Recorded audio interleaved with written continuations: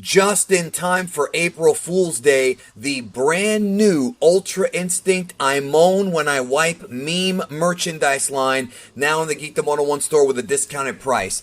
These come in various different colors and sizes, whatever you think looks nice, and is the perfect gift to give to a Dragon Ball friend or fan. And if you don't want a shirt, this design is also available in various other products, such as different kinds of shirts and hoodies, also stickers, frames, posters, throw pillows. You can get it on anything you want right now on the Geekdom 101 store exclusively. The link is in the description.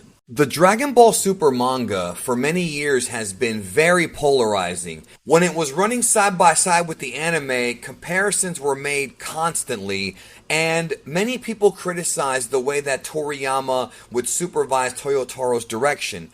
I'm very objective when it comes to the manga. If there's a chapter that I hate, I will tell you why I dislike it. If there's one that I love, I will praise it. Last month's Dragon Ball Super manga chapter was a lot of fun and one of my favorites that Toyotaro has done. He tries to follow it up this month by continuing the Goku vs. Gas fight and progressing the story.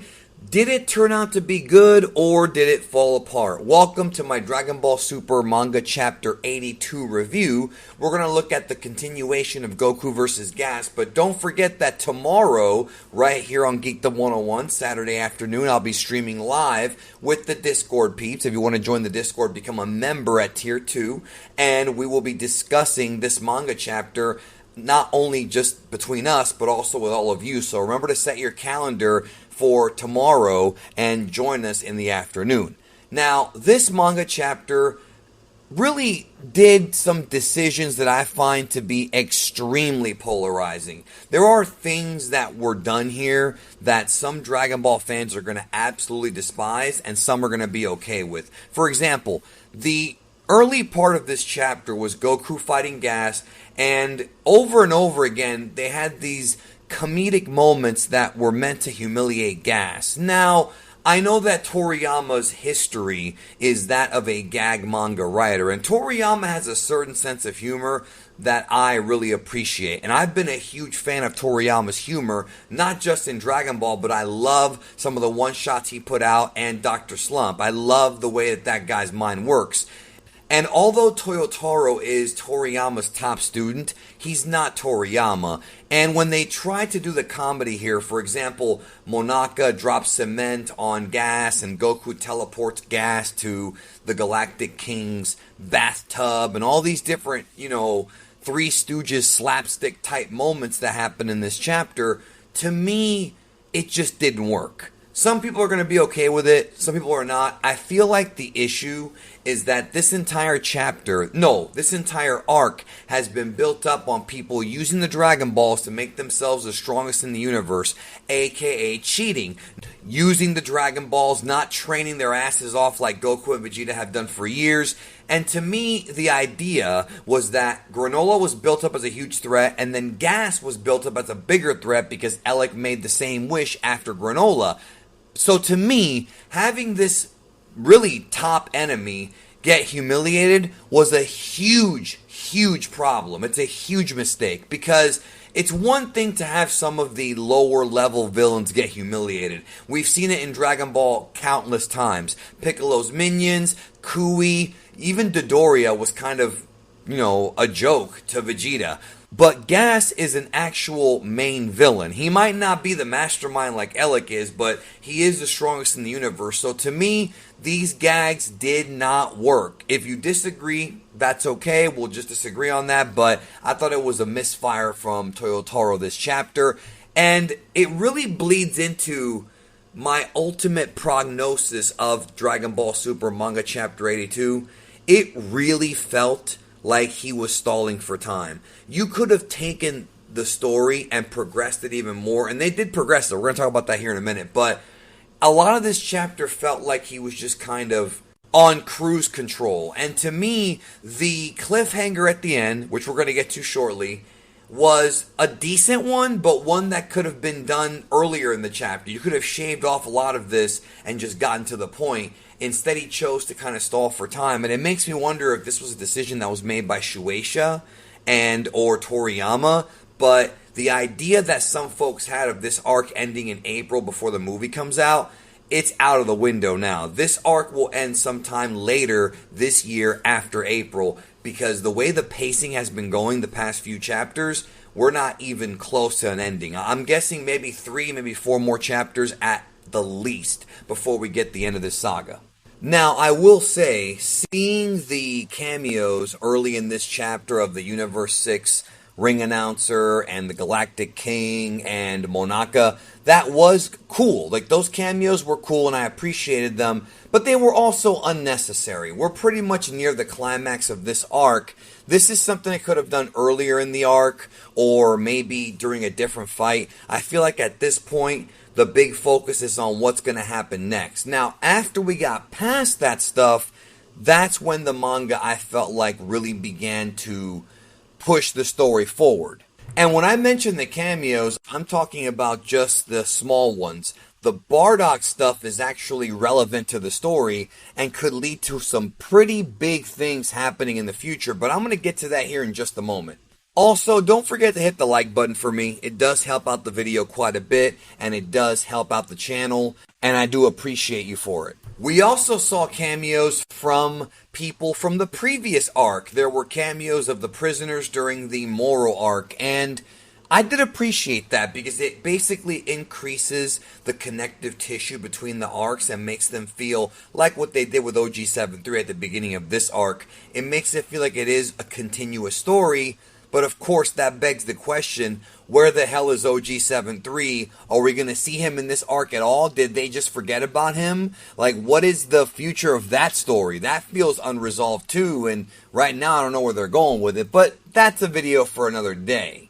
However, even with seeing the Galactic Prisoners, they once again took a chance to humiliate Gas, talking about how the dude used to piss his pants and stuff like that, which... that, to me, does come off very Toriyama-ish. Like, that is Dr. Slump Toriyama humor, so I appreciated that more. But it still wasn't something that I felt was necessary. But it was probably my favorite joke in this manga chapter, only because I know it's straight Toriyama with the potty humor. Like, he does that. Goku at one point even consults Gas about Elec, questioning Elec's motives and whether or not Elec actually cares about Gas, which I've talked about with Mr. Senpai on multiple videos, but Gas is subservient and loyal to his brother, and Goku even brings up that his brother Raditz was not that nice of a guy. So we do see a cameo, if you want to call it that, from Whis and the Oracle Fish in this manga chapter. And as I'm reading this at this point, I'm thinking, great, they're going to have Whis humiliate Gas too, like what Whis did to Broly in Dragon Ball Super Broly, but they really didn't go that far with it this time. Whis and the Oracle Fish are like just casually riding a dinosaur. We don't really know why, and Goku teleports Gas there, but then he teleports back to Planet Cereal, asking Whis to distract Gas, and at that point, the battle sort of goes to a pause. The battle's not really totally over, it just goes to a pause. And what ends up happening is we have what I guess you can call the cleanup section of the chapter. So instead of having the Heaters finish off Granola and Vegeta, Elec orders them to stand down because he wants Gas to do it because of how strong he is. Which is a very boneheaded move. How many Dragon Ball villains throughout history didn't finish off their opponents only for them to come back and punish them? Piccolo did it, Frieza did it, Moro. These dudes get so overconfident and arrogant and think everything's okay when they're dealing with actual fighters. And we know that Vegeta, Granola, and Goku are not just going to sit around and waste time. They're going to come back with a vengeance. But Elec doesn't feel that way. We also find out in this chapter that not only can Gas have his power unlocked, with the suppressed power, I guess, but the other Heaters can as well. So that is a confirmation of an ability in this chapter. So Goku teleports back to Planet Cereal, reunites with Vegeta and Granola, and they all go to Monaito's house thanks to Oatmeal, who shows his new robotic form, and I thought that was kind of cool. Very Star Wars-esque. Same thing with the little ship he's got. That's the same craft, I mean, virtually the same thing that Luke Skywalker was driving in Star Wars Episode 4, A New Hope. I mean, it's obvious the influence, and we know Toriyama loves Star Wars, and I guess Toyotaro does too, so there you go.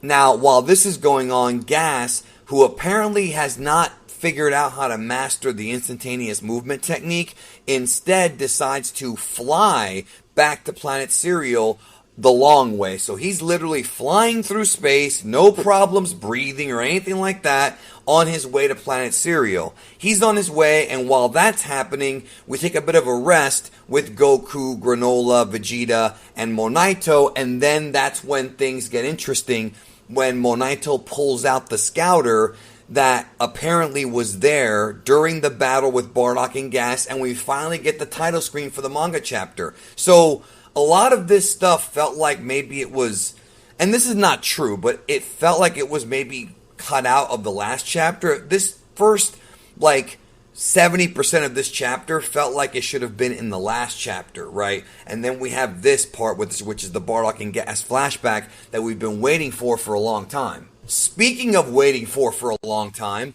the fans have been waiting for Goku to either remember his parents or acknowledge his parents, and after years, this chapter might begin that course of action. Vegeta takes the scouter and realizes that there is some audio data there that was probably recorded, well, not probably, it was recorded 40 some years ago during the fight between Gas and Bardock, and then we flash back to the Bardock and Gas battle. But before that happens, something very interesting occurs in this manga chapter. When Goku hears Bardock's voice from the recording from 40 or so years ago, his mind goes into a bit of a trance, and he is able to remember the last day he was on planet Vegeta when Bardock and Gine wished him well and took him off the planet to save him. This was portrayed in Dragon Ball Minus and Dragon Ball Super Broly. This is the first time ever in the history of this series that Goku has remembered what his parents look like. So whether or not you are a fan of Dragon Ball Minus or Dragon Ball Super Broly and the way they portray these events, or if you prefer the original Bardock special, which I'm in that camp, I prefer the original Bardock special, this is still an earth-shattering event because now Goku has triggered his mind by hearing his dad's voice, tapping into the moment that he was taken off the planet. This can go a number of different directions. It may not go anywhere. It may just go to where Goku learns something from Bardock, the technique he used to beat Gas next chapter, and that's it. Or it could lead Goku down the rabbit hole, which a lot of fans want to have happen, where he actually takes the time to learn about his mom and dad, talking to Whis or Vegeta or Zuno or somebody in the universe who knows more about them than him. I don't know which direction they're going to take because Goku cares more about fighting than anything, but there's got to be some intrigue there for his brain to be triggered to remember his parents. Either way, this chapter, and like I've said before, I'm not a big fan of this manga chapter, if I'm being honest. I'll get more into that in a minute, but this moment right here is an important one as far as Goku's growth goes, if they choose to capitalize on it. That's one thing that we don't know, is where they're going with it, but either way, it's something that could lead to some major story arcs and a major shift in direction for Goku's character as far as figuring out more about his heritage and about his past.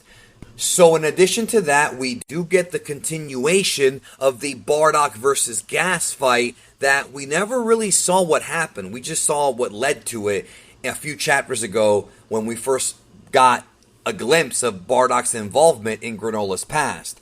But now we're going to see the beginnings of the conclusion of the Bardock and Gas fight and what Bardock actually did. And the chapter is actually called Bardock versus Gas. And we get a little bit of it. We don't get the entire fight. Obviously here, Bardock is a low-class warrior, but he is tough, and Gas is not the same Gas that Goku's fighting. He's the little Gas. And they have a little bit of fighting, And Bardock shows that he's serious in this fight, but the cliffhanger is them just staring at each other, preparing to go to battle. And that's the cliffhanger for Chapter 83, which is going to be a huge chapter, y'all, because then we're going to finally get the reveal of what Bardock did to defeat Gas, what the secret weapon or secret weak spot is on Gas, and we're also going to get possibly Granola recovering, Vegeta recovering, and the beginning of the final battle is probably going to be in the next chapter. I could be wrong on that. I'm going to do some videos talking about all of that very, very soon. Don't forget to join me tomorrow on the stream. But my thoughts on Chapter 82, I didn't think it was that great. Like I mentioned earlier, the chapter was on cruise control. It stalled for time way too much. Nothing really happened until the second half of the chapter where there were some reveals. But the first half just kind of, I think, was not really necessary. And it just makes me wonder, and it felt this way, that Toyotaro seems to be taking his time telling the story and also slowing the pace down big time. So at this rate, we may not get the climax until July, August. I really don't know what the plan is, but this chapter was not really that great, especially following Chapter 81, which I totally loved. This was a step down. And there might be a reason for that, but those are my thoughts on this chapter. Those are things that I liked and did not like. What did you think? Leave a comment. I will talk to you guys tomorrow on the stream. Did I hate this chapter? No, but as I'm reading it, multiple times, I'm literally thinking in my head, dude, get to the fucking point. Hope you enjoyed this video, and if you enjoyed it, check these out as well.